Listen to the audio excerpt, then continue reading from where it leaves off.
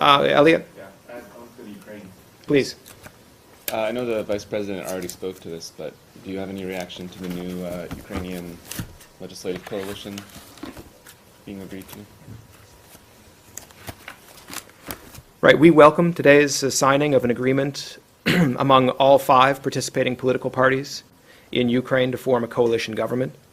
This is an important and transparent step in the formation of a new government as a result of last month's parliamentary elections. And we will continue to support the government of Ukraine in its efforts to build a more prosperous, unified, and democratic society. Of course, the Vice President is there, and his presence certainly underscores that at the highest levels. And then the coalition has also laid out its major sort of policy and political goals of that includes aiming to join NATO and returning Crimea to Ukrainian control. Does the U.S. support this agenda? Well, first of all, nobody, aside from Russia, recognizes the illegal occupation and attempt to annex Crimea. So that shouldn't come as a surprise to anyone. I would also say that the people of Ukraine, through their commitment to democratic values and principles, and the elections, have supported politicians who are focused on reform in a wide variety of areas. So reform, anti-corruption, and those sorts of issues are extremely important to them, and we think that emphasis is important. Now, with respect to their security policy and their calls for ties with NATO, our policy is that the door remains open, and the countries that are willing to contribute to security in the Euro-Atlantic Alliance, in the Euro-Atlantic space, are welcome to apply for membership. Each application is considered on its merits. Ultimately, that's a Ukrainian decision to make. Russians have already said that they would need a 100% guarantee that Ukraine will not join NATO. Given that statement, do you think that this is a positive step toward reconciling with Russia? Or do you see it as something that could possibly make tensions even worse? Which step do you mean? The step of moving toward joining NATO. I thought you might have meant the Russian call for a veto over Ukraine's own sovereign decisions. Anyway, the United States remains committed to NATO's open door policy and to previous decisions by the alliance. Again, Ukrainians have the right to make their own decisions about what policies they want to pursue. That's really their responsibility. Okay. Anything else on Ukraine? Yeah, I've got a question. Yes, please. Just given the number of deaths in eastern Ukraine in the last several months, does the United States still recognize or believe that a ceasefire is in place?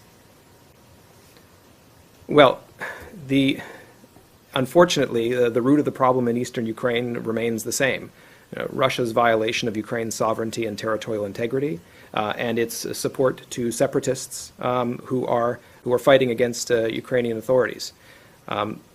Time and again, Russia has made commitments, has failed to live up to them, and then later offered explanations that it knows and the rest of us know are untrue. So, we think that the ceasefire needs to be observed, and that Russia and the separatists need to abide by the Minsk agreements, and that's essential for a peaceful way forward. But you just laid out a very good argument for why the ceasefire is really no longer in place, given all of the movements. I'm not going to draw that conclusion. We think that of course, there is activity of concern, and that's why we call on Russia and the separatists to abide by their commitments in the Minsk protocols, and that's essential. There are the Ukrainian authorities have done what's been expected of them under the Minsk agreements. That hasn't been reciprocated.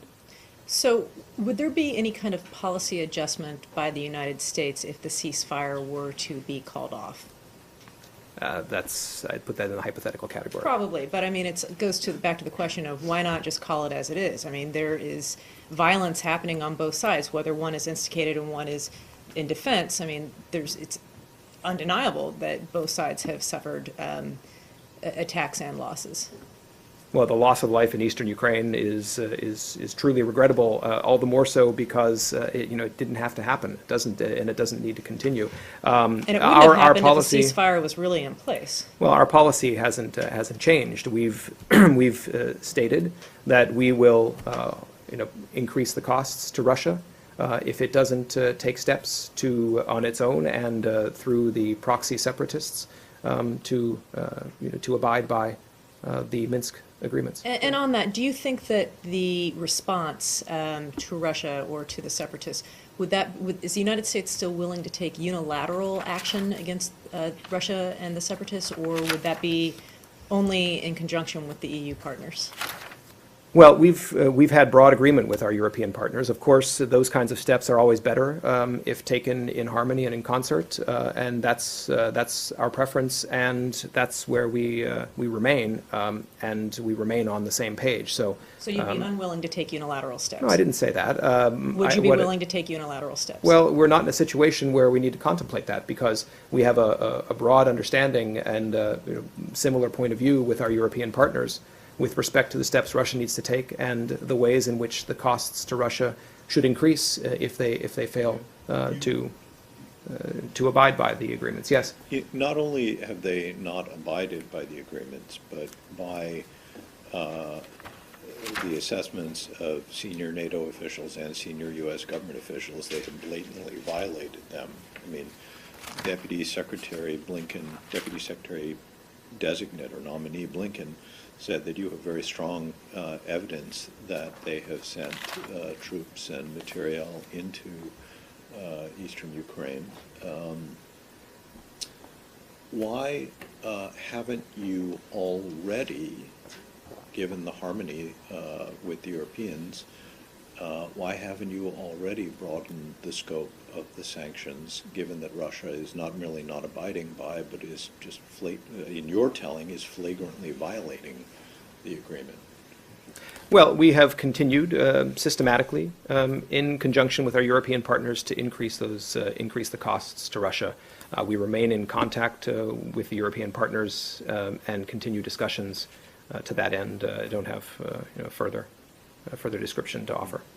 Are there any kind of discussions ongoing, either just in Washington or with the United States as European partners, as to how long Russia can continue to violate these terms before there is action taken? Well, I would dispute the notion that no action has been taken. I think we've just been before talking about... additional action is taken. Well, I'm not going to put a specific time frame or deadline on it. This is a matter that we remain actively discussing with our European and international partners. Sure, but it's ongoing, as you've said. So at some point.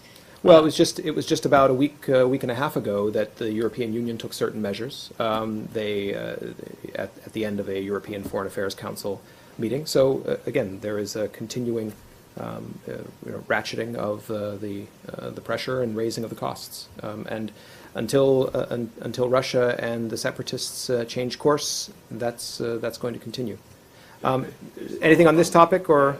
Still on this topic. Yes. Just on the issue of Crimea, I understand what you said before about nobody recognizing Russian annexation, but this is, I mean, what they're calling for as a top priority policy goal is a little different. It's actually restoration of Ukrainian control over Crimea, which in the absence of any kind of Russian action to relinquish Crimea would presumably require some kind of military action into Crimea. But is that, like, to what extent is the U.S. prepared to support something like that? Well, in the first instance, I'd ask you to ask the Ukrainian authorities how to interpret the statement in the program that was concluded by the 5 political parties. I'm not certain that it necessarily means what you said it implies. We in the United States we believe and we have continued to believe that there's no military resolution to the crisis in eastern Ukraine or indeed in Crimea. Our focus from the outset of the crisis has been on supporting Ukraine and pursuing a diplomatic solution. So let me ask you this then. What steps is the U.S. prepared to take in order to assist in that goal of returning Crimea to Ukrainian control? Well, I don't have any further details to outline now. We don't recognize the illegal incorporation of Crimea into Russia, but I don't have any further steps other than what we've already discussed in this briefing room before. Yes, just Pam, on the same topic, please. Are there any new developments on the diplomatic front in talks in terms of whether or not the U.S. should move toward providing Ukraine with lethal aid? Well, I think you will have seen the fact sheet released by the White House today, which outlines more than $23 million in new assistance to help support comprehensive reform in the Ukrainian law enforcement and justice sectors, and also to support the UN World Food Programme's humanitarian efforts in Ukraine.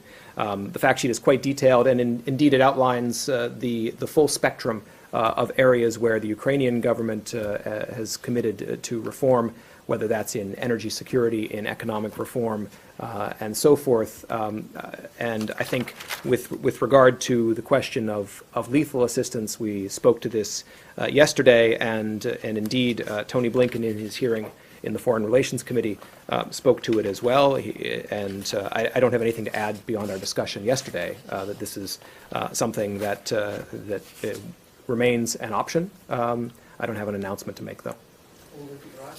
Yeah.